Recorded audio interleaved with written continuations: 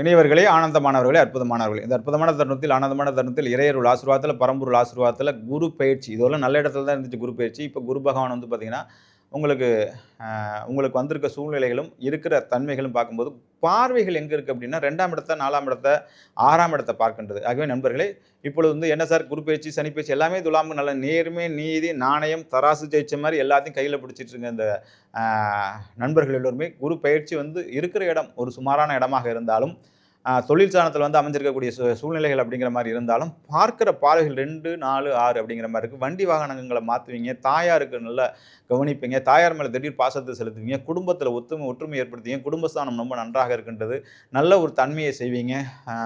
அதே மாதிரி வந்து பார்த்திங்கன்னா 6ஆம் கடன்லாம் அடைபடும், நோய் நொடிகள் இருந்தாலும் அதெல்லாம் அடைபடும். அதுக்கப்புறம் வந்து நல்ல வைபவங்களும், நல்ல சூழ்நிலைகளும், நல்ல தன்மைகளும், நல்ல விஷயங்களும் வரக்கூடிய சூழ்நிலை இருக்கின்றது நண்பர்களே.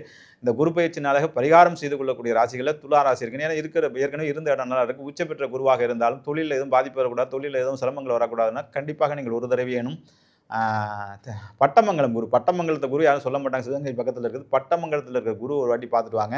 உங்களுக்குரிய ஜோதிலிங்கம் மற்றவங்களாம் தமிழ்நாட்டுக்கு அவுட்டரில் சொன்னேன் ராமேஸ்வரத்தில் போய் 22 தீர்த்தத்தையும் குளிச்சுட்டு ராமேஸ்வர ஜோதிலிங்கத்தை வந்து அங்கே படிக்கலிங்கத்தையும் பின்னாடி இருக்கிற உப்புலிங்கத்தையும் ராமேஸ்வர சுவாமிகளையும் தரிசனம் செய்து விட்டாங்க துளாராசிக்காரர்கள். இந்த ஆண்டு தொழில் பிரச்சனையிலிருந்தும், மற்றபடி கடன் பிரச்சனையிலிருந்தும், வண்டி வாகன யோக பிரச்சனையிலிருந்தும், குடும்ப பிரச்சனையிலிருந்து நீண்டு எல்லா ஐஸ்வர்யத்தையும் பெற்று வாழ்வாங்கு வாழ துளாராசி நண்பர்களை வாழ்த்துகின்றேன். வாழ்த்துக்கள். வாழ்வுடன் வாழிய பல்லாண்டு.